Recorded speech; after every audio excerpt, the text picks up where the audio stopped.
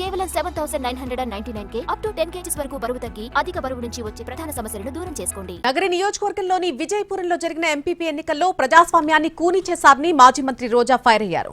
విజయపురంలోని 9 MPTC స్థానాలను YCP కైవసం చేసుకుందని అన్నారు. నిండ్రలో 8 ఎంపీటీసీ స్థానాలుంటే 7 వైసీపీ పార్టీ దక్కించుకుందని తెలిపారు. టెక్నికల్ గా వైసీపీ గెలిస్తే టీడీపీ గెలిచిందని ప్రకటించడం సిగ్గుచేటని మండిపడ్డారు.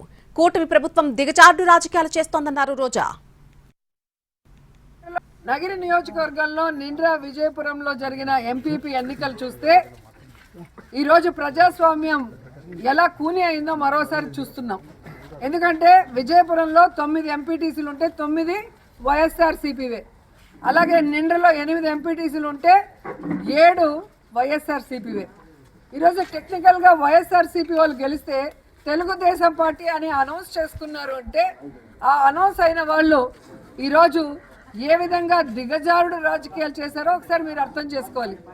40 ఏళ్ళుగా రాజకీయాల్లో ఉన్న వాళ్ళు ఏ రోజు కూడా రాష్ట్ర పదవులు అనుభవించింది లేదు, ముఖ్యమైన పదవులు అనుభవించింది లేదు.